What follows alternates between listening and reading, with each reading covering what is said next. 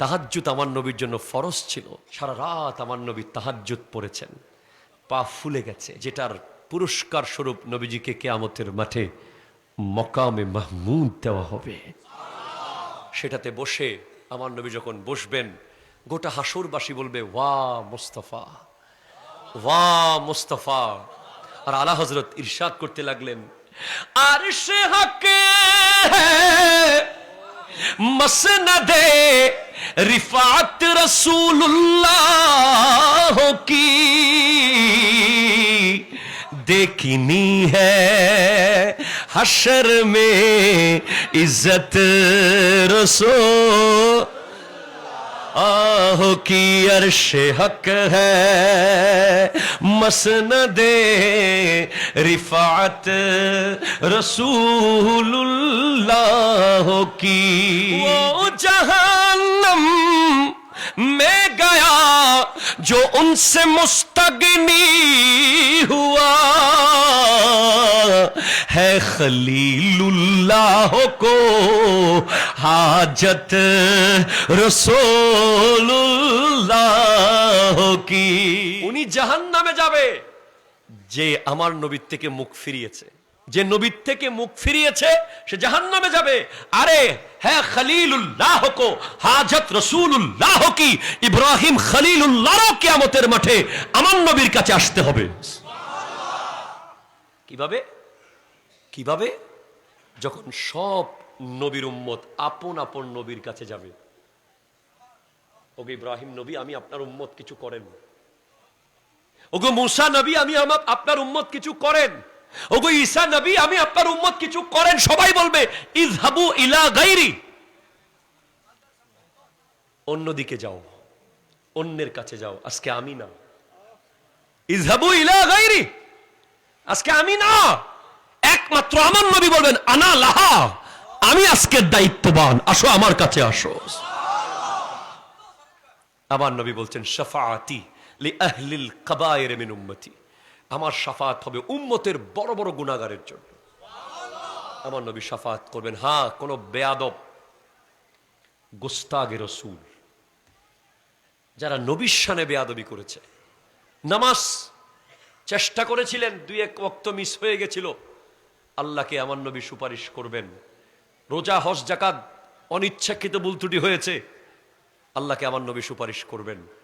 কিন্তু বেয়াদবি যদি নবীর সাথে করে থাকেন, যতই কিছু করেন, আল্লাহ আমার নবীকে মানা করে দেবেন। আল্লাহ বলবেন ইয়া রাসূলুল্লাহ সাল্লাল্লাহু আলাইহি ওয়াসাল্লাম, এদের ব্যাপারে আপনি সুপারিশ করিয়েন না, এরা আমার কোনো কিছু করে নাই, আপনাকে কষ্ট দিয়েছে, আর সেজন্য আমি আল্লাহ কষ্ট পেয়েছি। সেজন্য আমার নবী বলছেন আনা আফযলু শাফিঈন আফযলু মুশাফফাঈন ফি ইয়াউমিল কিয়ামা লা ফখরা, আমি হলাম কিয়ামতের মাঠে প্রথম সুপারিশকারী এবং আমার সুপারিশ প্রথম কবুল হবে। সুতরাং সেই নবীর মোহাব্বত দরকার আছে না নাই? আছে। একটু হাত তুলবেন, দরকার আছে না নাই?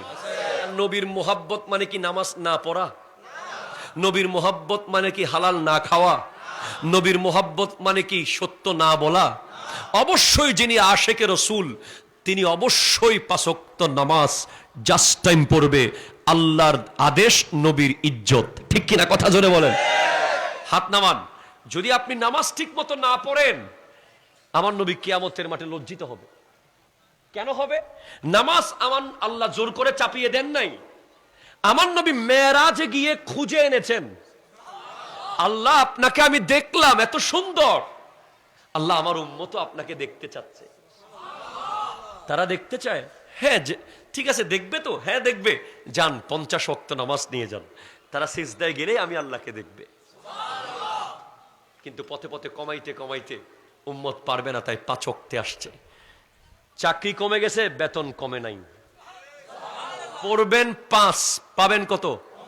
আরো জোরে, একে কত? ১০, একে ১০। ৫ ওয়াক্ত পড়বেন, ৫০ ওয়াক্তের সওয়াব পেয়ে যাবেন। আর যদি নামাজ না পড়েন, তখন আমার নবীকে যদি আল্লাহ জিজ্ঞেস করে, ওগো হাবিব, আপনি বলেছিলেন তারা আমাকে দেখতে চায়, কই ফজরে গিয়েছিলাম, দেখি নাই তো, জোহরেও তো সে আসে নাই।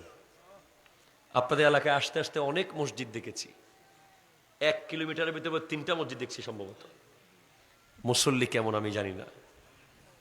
কিয়ামতের মাঠে মসজিদও সাক্ষী দেবে পক্ষে বিপক্ষে।